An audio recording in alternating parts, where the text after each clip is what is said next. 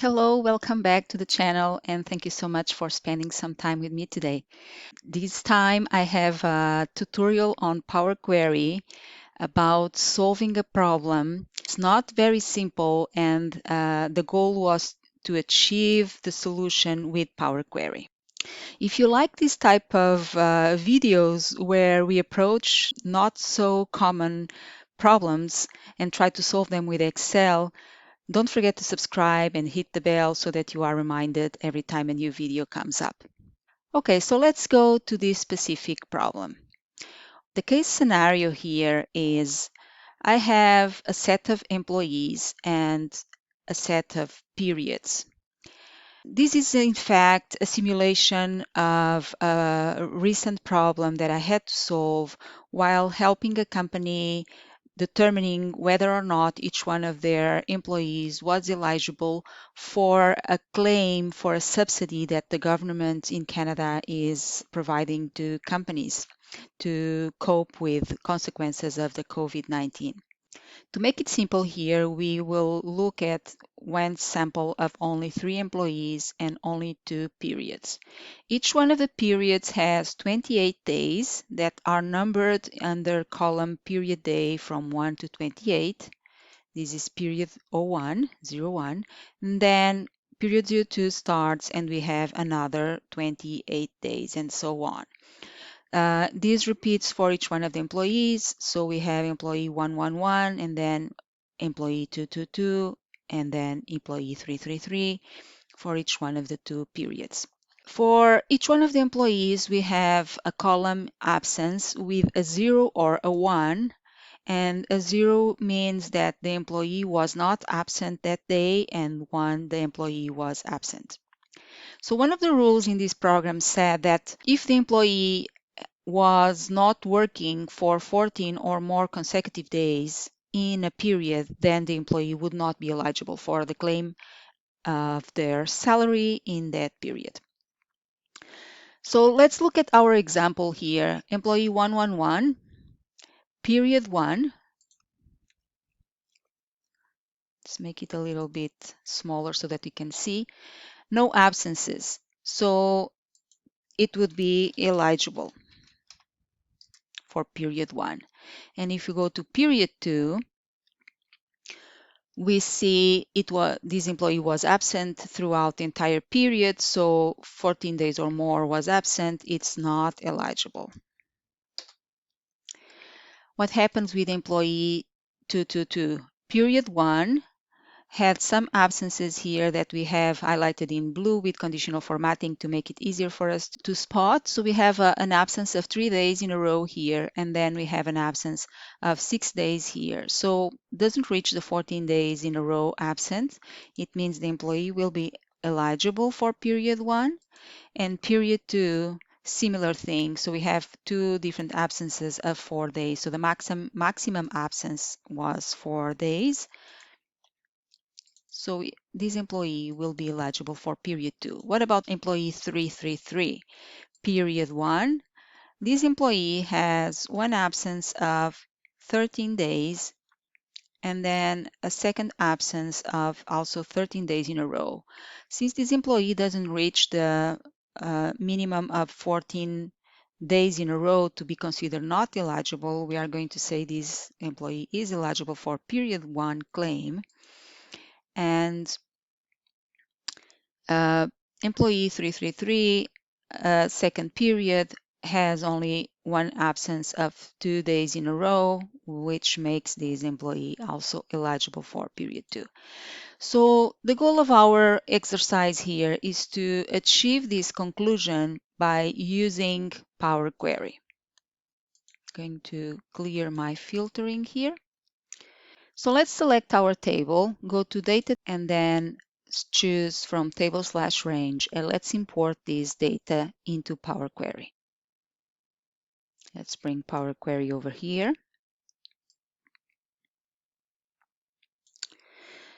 So we already have 2 steps here. One is the source, where we look at the table that we just selected, and then Power Query decided to implement a change type here. That's fine for now. The only thing is that employee number employee ID will be a text field and not a number field. Replace current, yes. So the first thing that came to mind was to use the group by, because I want to look at the data in groups of 1 period per employee. So let's choose advanced, and we have 2 grouping levels, employee ID first, and then we have period ID. And this action will create a new column. I will call this column employee data. And the operation that I want to do is in fact to collect all the rows and not do any type of aggregation with that. Okay. And so we have now our initial table reduced to a table with 6 rows only, 1 row per employee and period ID. And the third column that we just created, inside each cell has in fact a table with the information that we gathered, that we grouped by these criteria here, employee ID and period ID. The preview only gives us only up to 20 rows, day 20, but we know that in fact each one of the tables will have 28 rows. Okay, so now what we want to achieve from here is that from each one of the tables we want to conclude whether or not the employee is eligible. To conclude that, we need to determine how long was the longest absence of that employee in that period. I'm going to close and load this query for now, and I'm going to start a separate one. So let's go only create connection. That's good. And what I'm going to do now is to start a separate query that looks only at one group, and we will make the calculations using only that set of data. And later we will transform that query into a function in Power Query, and that function will be called to be applied to each one of those tables that we just saw on our query that we just loaded here. Okay, let's go to Sheet Template, where I have a sample created here. It's not necessarily the same as the other one on the other table. We can play with the numbers here and we will see different scenarios. So for example, here we have an absence of 3 days in a row, and then we have an absence of 8 days in a row, and another absence of another 8 days in a row, and an absence of 2. So maximum absence here would be 8. So let's select one cell in this table and go back to data from table/range. So now we have the same step as before. Let's just change this to text. Replace current, okay. What I'm going to do is to create a series of helper columns to help me get the result that I need. The first one that I'm going to create is one column that for each day the employee is not absent, so when absence is equal to 0, give me the number of the day, the period day, when that happened. So let's go to Add Column, Custom Column, or in this case can even be a conditional column. Let's call this column period day in.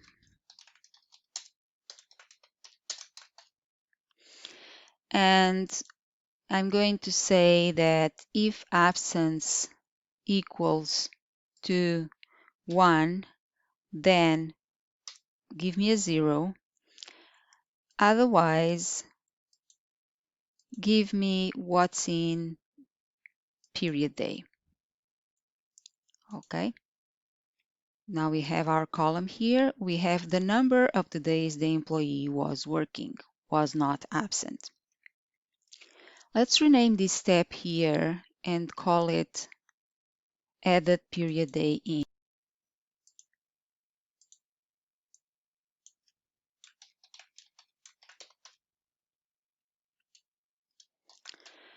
Sometimes it's useful to rename the steps in Power Query because we will need to refer to them later and helps us make more sense of what we are doing than just using the general step names that Power Query automatically creates.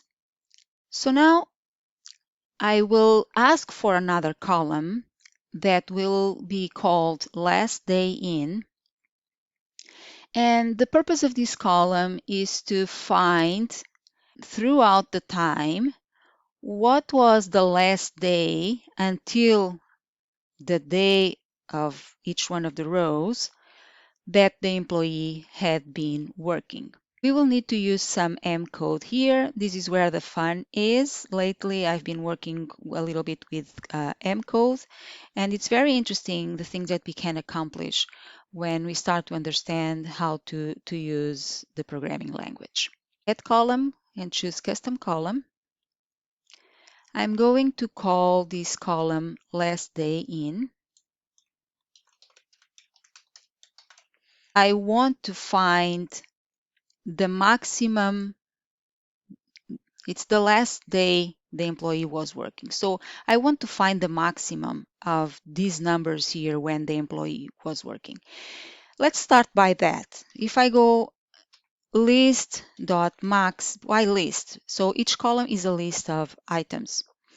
And if I say List.Max, and now I'm going to point to the list of the period days in the previous step. The previous step was called added period day in, and because we have a space, we need to put that like this, hashtag or pound sign, in between double quotes, put the name of the step, added period day in, added space period day in, and everything needs to be exactly in capital or small caps, depending on what we used, because M code is quite picky about that. So I'm saying go to the table in this step. In that table, look at the column period day in, and that is indicated in between square brackets. I already have IntelliSense here helping me, so I can just choose that. And let's see what happens if I just do this. I'm having the check mark, green check mark here saying that there are no errors in the code. So let's do OK. What happens? It gives me throughout all the column number 28 because this is the maximum of this list. That's the number 28. But this is not what I really want. What I want is up to here, what's the maximum? It would be 0, 0. Up to here, the maximum would be 4. And then 4 would repeat throughout. And then when we reach here, up to here, the maximum is 13. Up to here, the maximum is 14, and so forth. So we need to go back and change something here in our code. And what we want to do is, okay, I want the maximum, but for each column, I don't want the maximum of the full column in the previous step. I want just the range, a specific range. So I want to add List.Range here, okay? And notice that we have 3 parameters. The first thing here for List.Range is indicate the list. The list is the same that I already indicated before, comma. So now what's the offset? The offset is, do I want to start from the beginning, or do I want to skip some of those list items and start at a certain point? We want to start from the beginning of the list, so 0. And then comma, how many items do I want? Well, for each one of the rows, what dictates the number of items that I want is, in fact, the number that is in period day column. So I always want to start from the beginning of the list, the number of items equal to as many days I am referring to in each row. So to have the count of items, I will use the value on column period day of each row. So here, square brackets, and we can choose period day. And now we are closing parentheses for the list range, and now we need to close parentheses for the List.Max. And OK. So now we have what we needed. It's looking good. Let's rename this step as added last day in.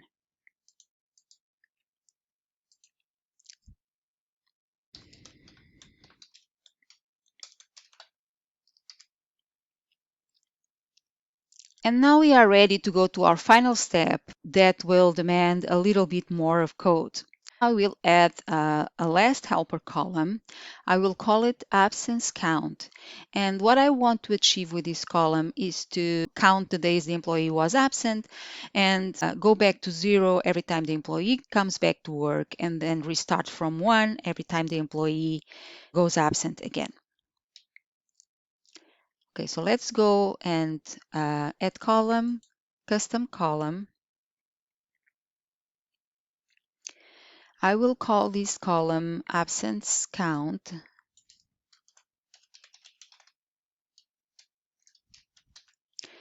And the first thing I'm going to do is, okay, what if I want to just count all the absences in a row, like a running total of the days the employee was absent? That's my first approach.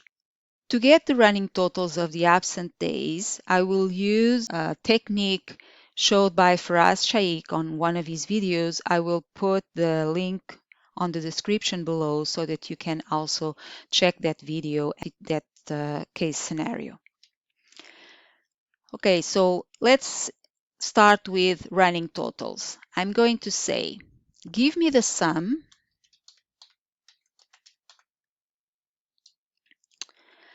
of the absences, okay, in absence column. So similar to what we did before, we are going to refer to the previous step, which is added last day in. We go £, and then we refer to the last step by the name the step has here. And we say in that step, look at the column absence.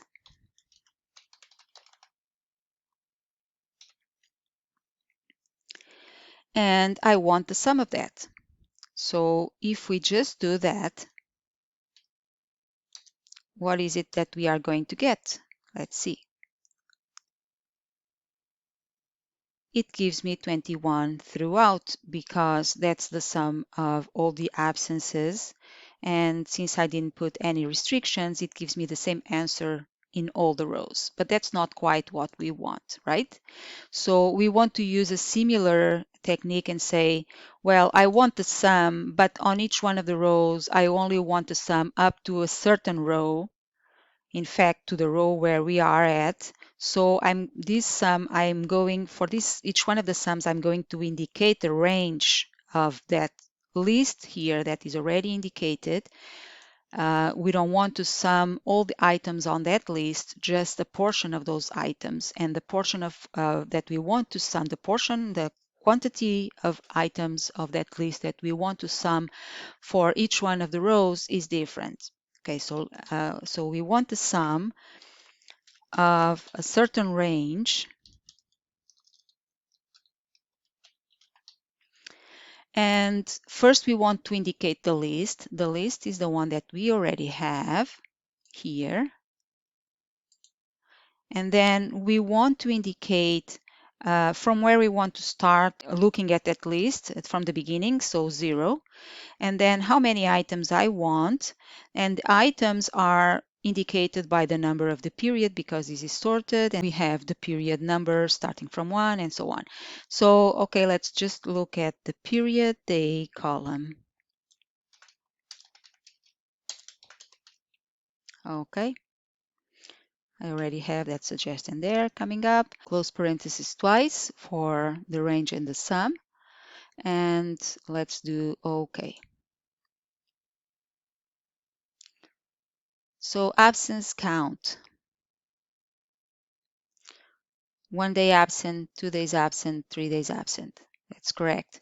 And then no absence, so we continue with 3 days absent. Then we have another absence here, so we go to 4, 5, 6, and so forth until here where we reach 11. And then all these days, no absences, so the running total keeps at 11. Okay, so we are in the good track. Now, this is not what I really want.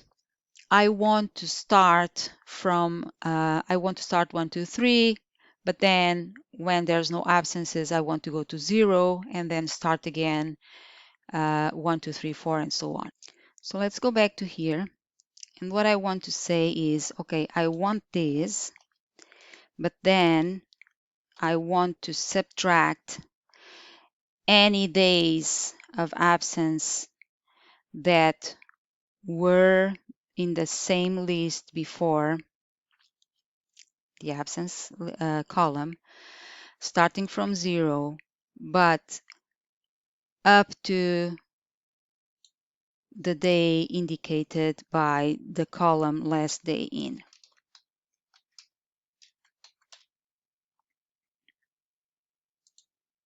Let's see what this gives us.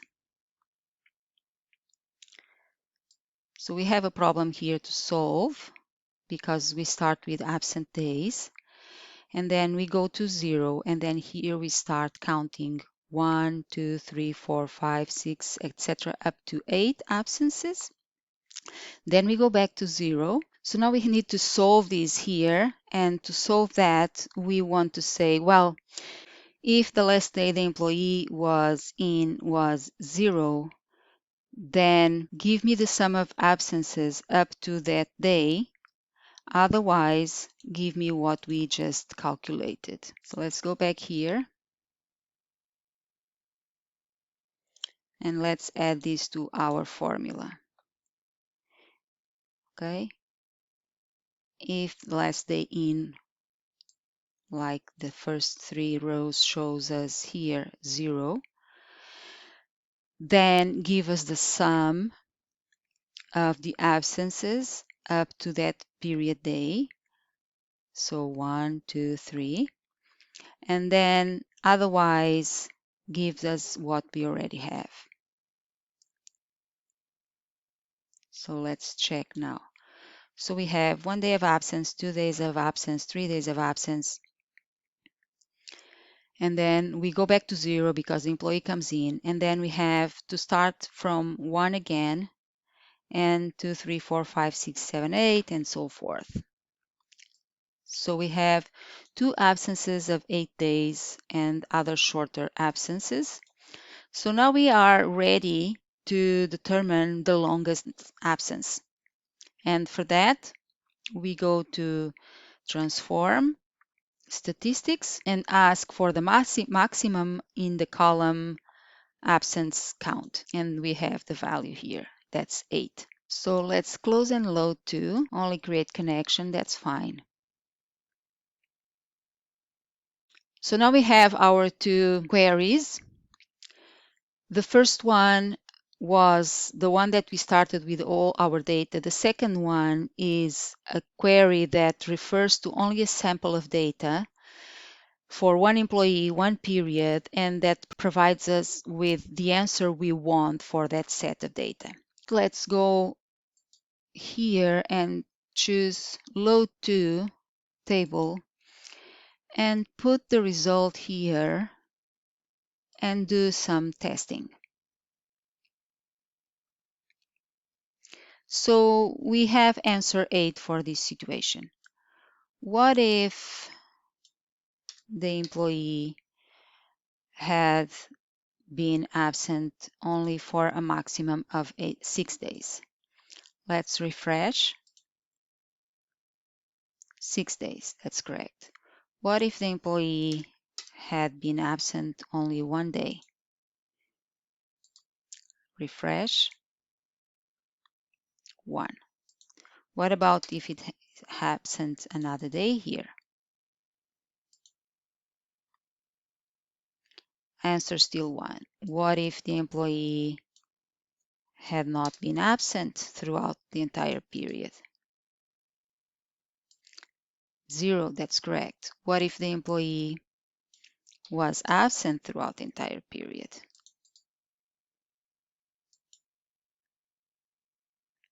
28. So it's working well, okay? So let's go and duplicate this query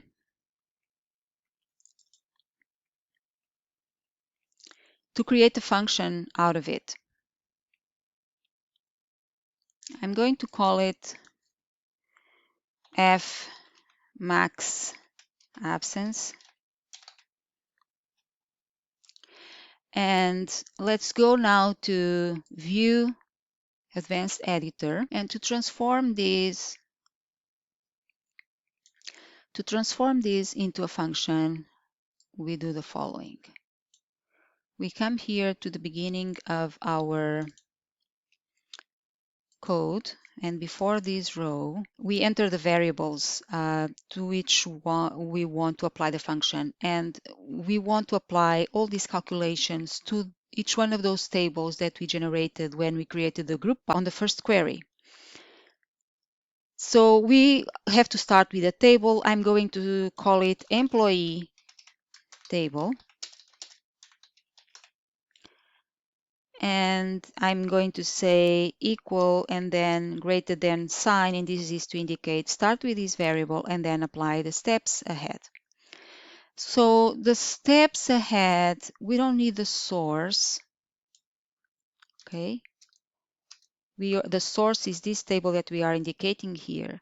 And then the first step that is about changing the type in one of the columns has to look at that table. So we copy this from here, and under source, we put the employee table and say apply this change of type. And then we do all the exact same thing that we did before. Each one of the steps refers to the step before.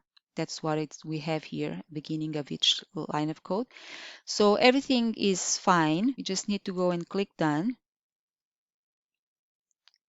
And now we have our function created here, okay? And we can do close and load. So now we are ready to go back to our first query that was reading from this data. Let's go back here. This is where we had stopped this query. We had left, and each one of the rows has one table, and now we want to look at what is the maximum absence in each one of the tables. So for example, this one, we remember the employee was not absent, so we want to get a 0. And then the next same employee, the next period was absent throughout all the period. With the entire period, we want to get an answer of 28. Okay, so what we want to do is to go to add a column, invoke custom function, and now we get to choose the name we want to give to our new column. I'm going to call it max absence. What's the function I want to call? We only have this one. And the table is in the column. So column employee data has each one of the tables where we want to apply our function. Say OK. And now we have the results. Maximum absence. We can load our query the way it is now. Close and load. I'm going to change the loading destination here. I'm going to do load to table, and I'm going to put it here.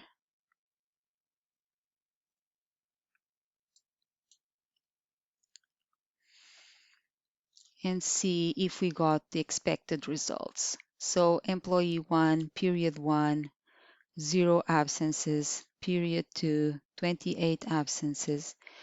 Employee 2, we have a maximum of 4 in period 2, that's correct, and in period 1, we have 6 absences in a row, that's correct. And finally, employee 333, we have period 1, 13 absences in a row here and here, that's correct.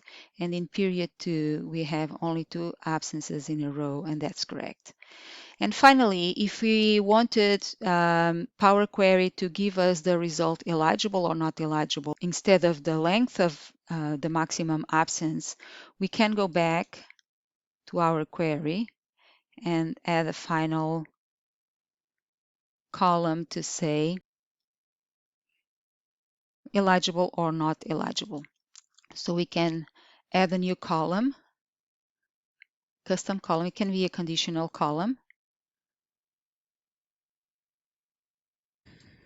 We can call it eligibility and say if max absence is greater than or equal to 14, then not eligible, otherwise eligible. Okay. And now we could delete this column. We don't need it anymore. Remove. We could remove the maximum max absence column as well if we wanted to. Close and load. And now we have, so employee 1 eligible, not eligible, employee 111 I meant, and then 222 eligible, eligible, and 333 eligible, eligible. And so that's the result that we wanted. Okay, I hope you found this tutorial interesting. It's definitely not a very simple case scenario here, but I thought it would be worth to share it in case someone else is trying to find a solution for a similar problem. Let me know what you think and if you have a better way of achieving the same result with Power Query. Remember to subscribe, and we will be back soon with other tutorials. Cheers!